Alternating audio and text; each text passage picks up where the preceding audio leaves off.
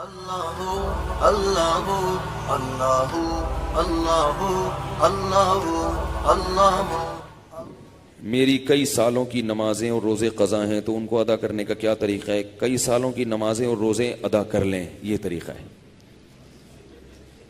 یہی طریقہ ہے، اس کے علاوہ اور کوئی طریقہ؟ جتنے سالوں کی نمازیں ہیں اتنے سالوں کی نمازیں پڑھیں۔ نماز پڑھنے کا طریقہ یہ ہوگا کہ جب آپ فجر پڑھ رہے ہیں تو آپ یہ نیت کریں گے کہ میرے ذمے فجر کی جتنی نمازیں قضا ہیں ان میں جو نماز سب سے پہلے نمبر پہ آتی ہے میں وہ پڑھ رہا ہوں یا پڑھ رہی ہوں، ٹھیک ہے نا؟ تو وہ آپ یہ نیت کریں۔ ظہر جب پڑھیں تو آپ کہیں میرے ذمے ظہر کی جتنی نمازیں قضا ہیں ان میں جو سب سے پہلی نماز ہے میں وہ پڑھ رہا ہوں۔ جب بھی نیت ہوگی تو یہی ہوگی۔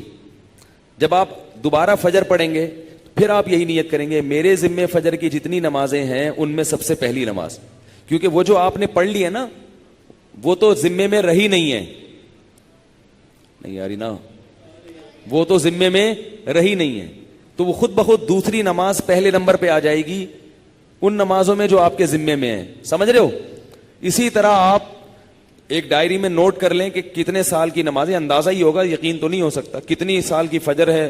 بعض لوگ فجر کم پڑھتے ہیں ظہر زیادہ پڑھتے ہیں تو وہ ظہر کم رکھیں فجر زیادہ رکھیں، ٹھیک ہے نا؟ تو جمعے کتنے آئے ہیں یہ سارا حساب کر کے ایک اندازہ ہی ہوگا، اس کا یقین نہیں ہو سکتا، تو اندازے سے کر لیں اور جتنی جتنی نمازیں پڑھتے جائیں ڈائری میں سے وہ کاٹتے جائیں۔ بعض لوگ ڈائری کا نظام نہیں رکھتے، حافظے پر اعتماد کرتے ہیں، وہ ساری زندگی کنفیوز رہتے ہیں، پڑھتے رہتے ہیں، ان کو یہ نہیں پتا چلتا کہ ہوئی ہے کہ نہیں ہوئی ہے۔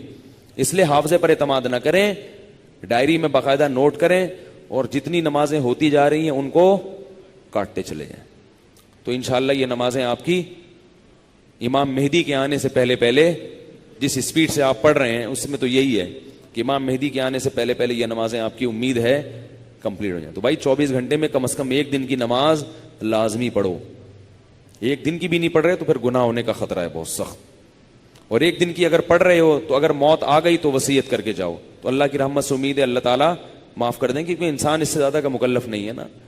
اب ایک دن میں 5 نمازیں فرض بھی پڑھنی ہے پھر قضا بھی پڑھنی ہے تو اور بھی تو کام کرنے ہیں نا۔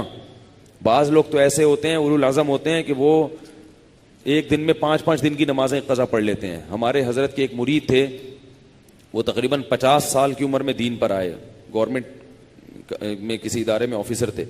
50 سال کی عمر میں جب آئے ہیں تو ایسا انقلاب آیا ان میں کہ انہوں نے 50 سال کی عمر میں عالم بھی بنے، وہ حافظ بھی بنے، اور میرا خیال ہے کتنے 40-50 سال کی قضائے عمری انہوں نے ایک سال میں نمٹا لی۔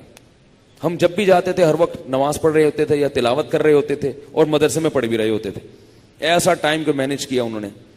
تو ایسے لوگ بھی ہیں لیکن بہرحال شارٹ ہیں ایسے لوگ، تو آپ ایسے نہ بنیں، اتنا ہی کر لیں کہ 24 گھنٹے میں کم از کم ایک دن کی۔ پھر قضاء عمری پڑھنے کا کوئی ٹائم متعین نہیں ہے، فجر کے وقت میں ظہر کی پڑھ سکتے ہو، ظہر کے وقت میں فجر کی پڑھ سکتے ہو، مکروہ وقت نہ ہو۔ مکروہ وقت جو سورج نکلتے ہوئے، زوال کے وقت اور سورج غروب ہوتے ہوئے، فجر کے بعد بھی پڑھ سکتے ہیں، عصر کے بعد بھی پڑھ سکتے ہیں قضا، فجر اور عصر کے بعد نوافل تو نہیں پڑھ سکتے مگر قضاء عمری پڑھ سکتے ہو۔ وطر بھی پڑھنے پڑیں گے، احناف کے ہاں وطر کی نماز کیا ہے؟